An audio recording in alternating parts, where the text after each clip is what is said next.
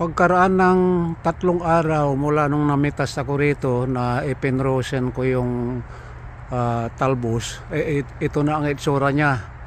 Medyo magpapaalam na siya, nalalanta na yung mga dahon. Pero i-harvest pa rin natin yan. At ang hinarvest ko dito ngayon, yung siyam na puno, kasi bali 18 na plants ito. Itong line na ito, yung bali 9 na puno, hinarvest ko na yung mga bunga at may natitira pang mga ilang piraso pa.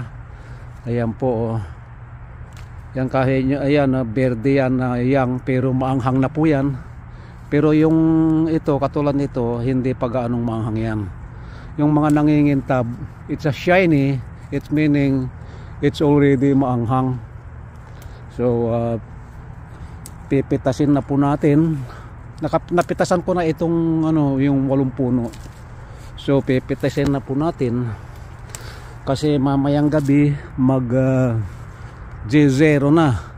Pagka nag 0 at inabot ng 3 oras, malalanta na ito. Katulad nito, ang dami pang bunga, yan, mga matured na yang mga bunga na yan. So pipitasin na po natin yan. Bale pang siyam na puno. Ngayon yung another siyam, tatapusin ko din na pitasin ngayon.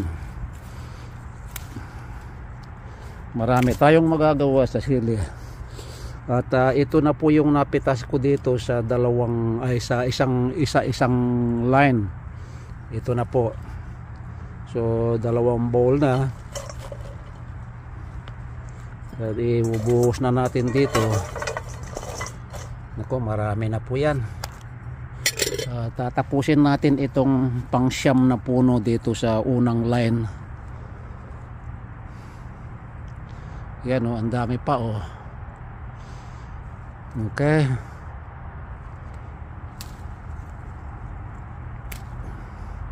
Marami akong magagawa dito. Gawa ako ng powder, gawa ako ng pickles, gawa ako ng sausawan.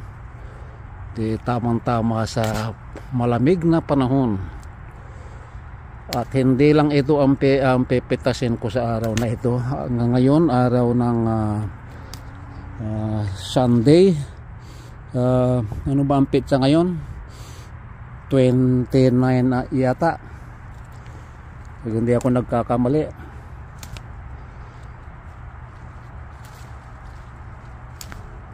Dami.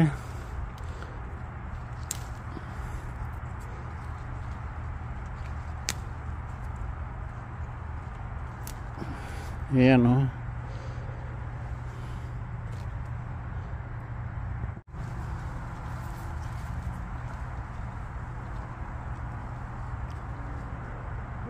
yan, super ahang na yan, ganyan.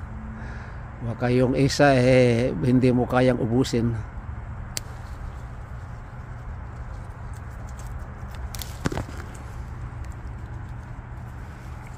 Ayan, ang dami pa. Ito yung pang siyam na puno.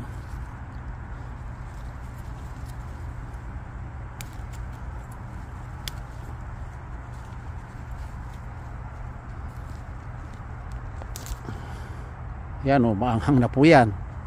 Ilagay natin dito. Iha-harvest na rin natin yung baby na bell pepper. Yan, yung maliliit pa. Pwede ring pangkaldereta yan. O kaya i-pickles natin, may malaki dito. Yan, iha-harvest na natin lahat yan.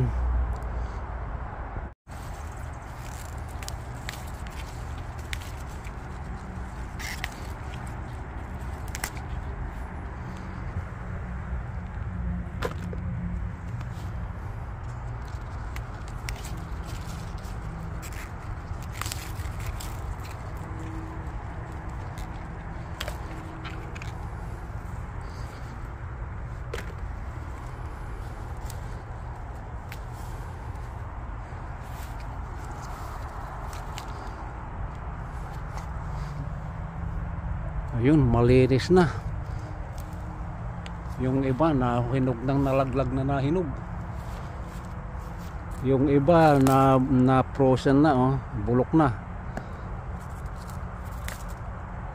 Ito pwede pa. Ayan, tingnan natin yung hot pepper natin dun sa kabila.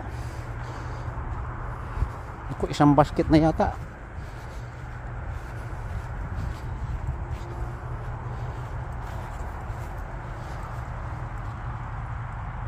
Baby pa. Sana makasurvive. Kasi magze-zero mamayang gabi. Kung sakali na hindi makasurvive, at least maraming naani rito. At ito yung naani natin sa baby bell peppers. So yan po, isang basket na maliit.